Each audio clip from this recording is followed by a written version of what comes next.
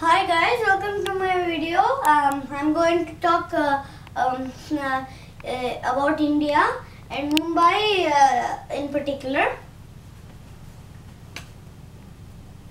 This is the history of India that's before Christ that I'm going to talk about to you.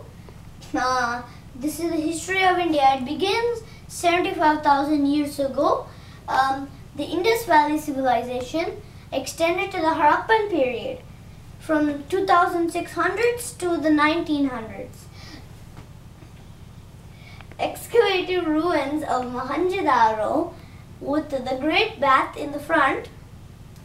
The Great Bath was used by people to take a bath, and if you see this thing, it looks very like modern India, but it's very civilized back then. This is the Maurya dynasty. It's from the 4th to 3rd centuries. Hinduism and Buddhism flourished at that time. And Nalanda is considered one of the first universities in the world. This is history after the Christ, that Gupta Empire is called the Golden Age of India because mathematics and astronomy developed at that time. Aryabhatta is one of the mathematicians and astronomers that invented the number 0. That number was invented by Indians, if you didn't know. In the 13th century, it was the Muslim rule. Then the British occupied. They're called the West India Company and the East India Company. And this is Gandhi. He led a non-violence movement and freed people from Great Britain. They got independence on 1947 August 15th.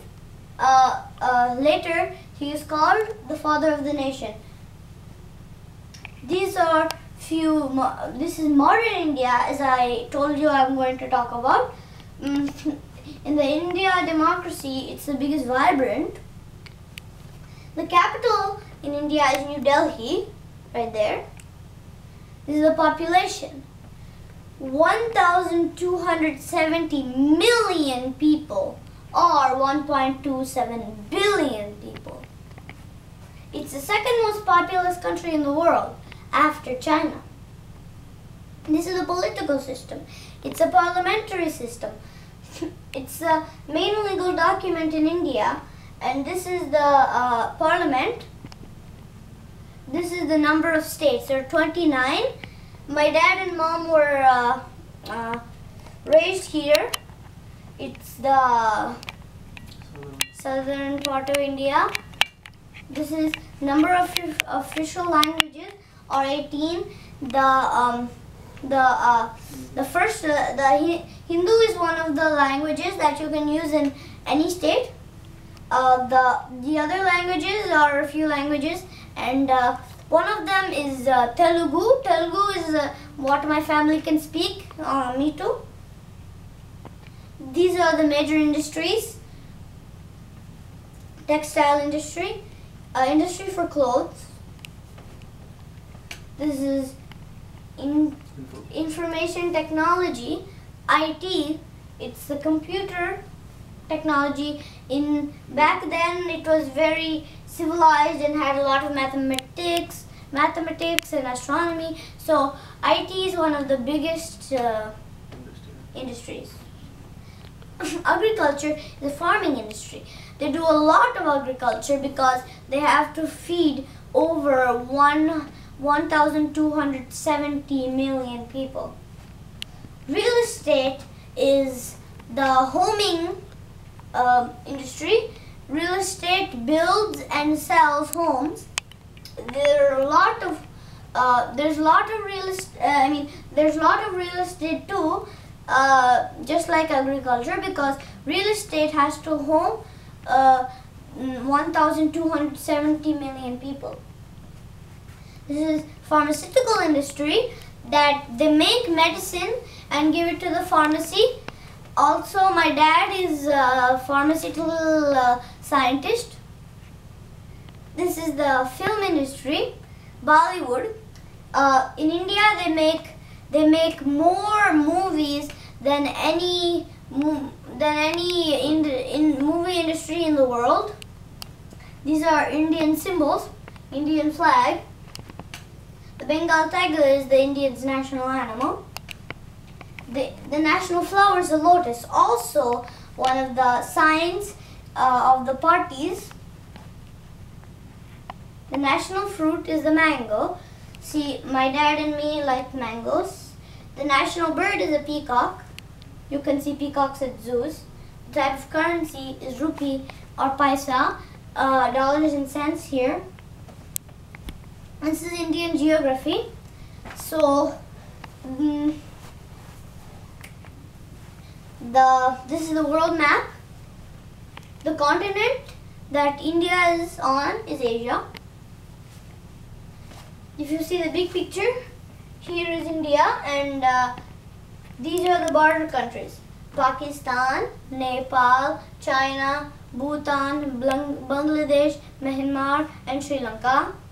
So Sri Lanka they call the teardrop of India. It's shaped like a teardrop, that's why.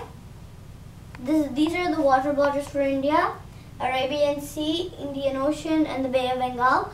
This is the peninsula because all three sides are water, but one side is land. See, Sri Lanka is an island because it has 4 sides of water. This is the weather and climate there. It experiences 6 seasons. Unlike here in USA, summer, autumn, winter, spring, summer monsoons, and winter monsoons. Summer monsoons we usually have, but winter monsoons are very rare. See, it's very hot and dry in the western part of India, and in the northern part it's very cold because the Himalayas are over here, and the south and east parts are usually warm and humid. This is natural resources in India. Natural resources are usable materials that are derived from the environment. Forestry. There are different types of forestry in India, like swamps, mangrove, tropical, and alpine. This is coal. Coal they use for mainly power sector. Here we use coal and the nuclear energy. This is metallic minerals. They're very rare and only found underground. The things that are available, the metals that are available in India are zinc, iron, ore, gold, silver, lead, tin, and copper, etc. These are metallic and non-metallic minerals that are minerals that don't yield new products. See, they don't melt. That's why when they touch light, they make spectrum. These are customs and cultures. It has 5,000 years of history. So India is very, very, very rich in customs and cultures. These are holidays and celebrations that they celebrate in India. This is Ganesha festival, Vinayaka Chauthi, or elephant god birthday. Diwali. Diwali means putting candles in a row.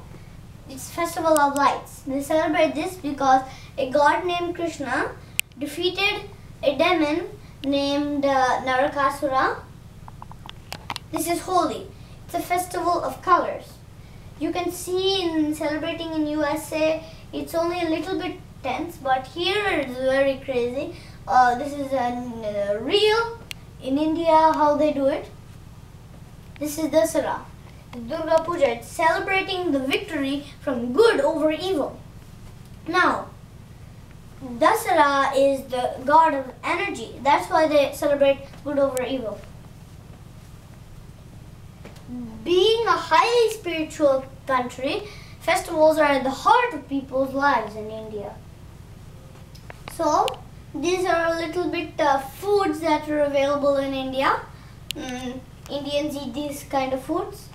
Coconut rice, they can eat with curries like rajma, red bean curry, chicken tikka masala, palak paneer, it's spinach with cheese balls. This is biryani.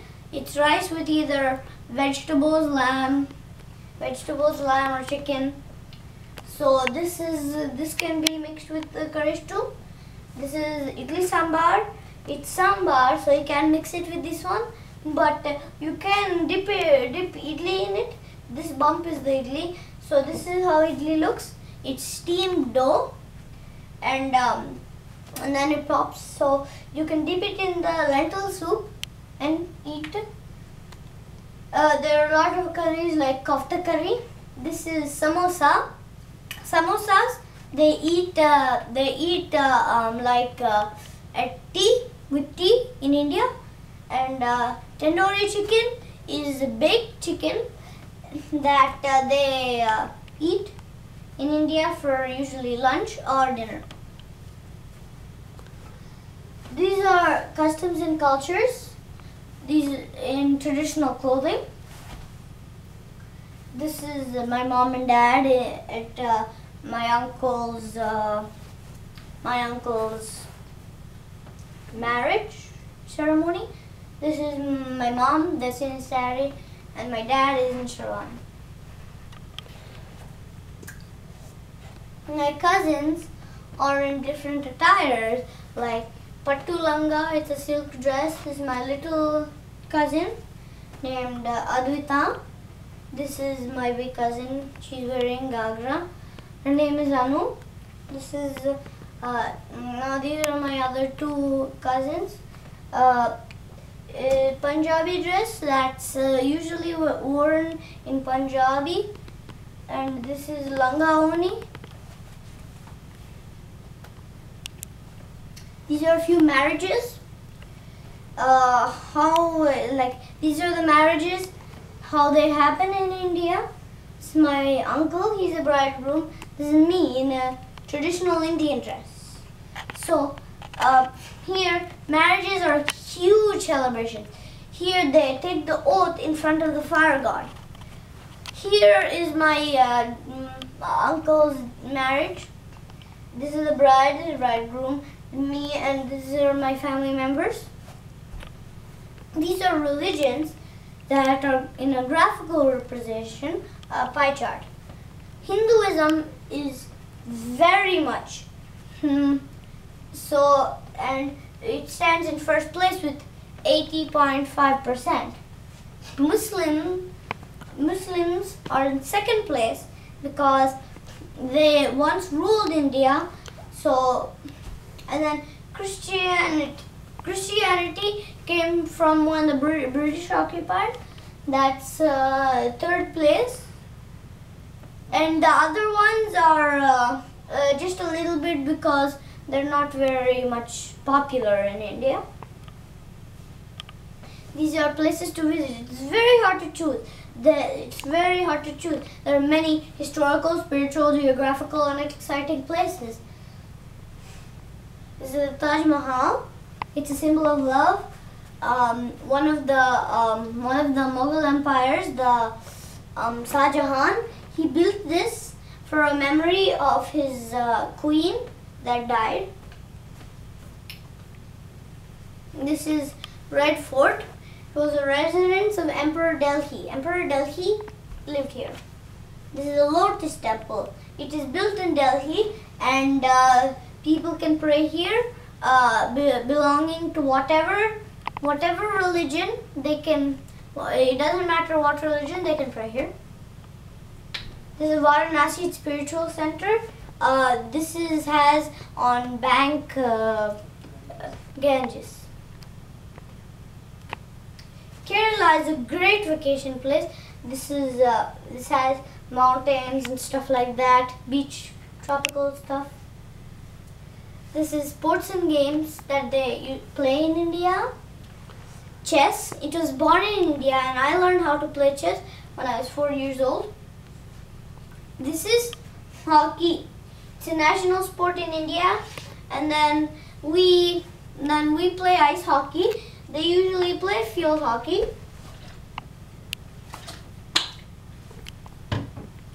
This is cricket. It's very crazy sports for Indians.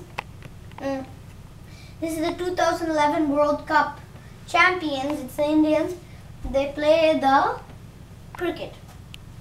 This is a few facts on Mumbai. See, I really want to focus on India, but since I said that India/Mumbai, I have to tell a little bit of Mumbai. It's the 5th most populous city in the world. New Delhi, as I said, is the capital. The financial capital is Mumbai. Just like New York City for America. This is downtown Mumbai. The stock exchange center in Mumbai. And Mumbai has the most busiest railway stations. These are a few places in Mumbai you can visit. These are conclusions that you might have came to. India is a very vibrant, largest and democratical, spiritual and ancient country. The greatness of this country is unity and diversity. The number 0 was invented in early science and practiced since these times was yoga. Mumbai is one of the big metropolitan cities in the world. These are some Telugu words that I'm going to share with you. Hi or hello, this is namaskar. They do this and bow. How are you? Hello now or unnaru. I'm fine. Nenu baunnanu.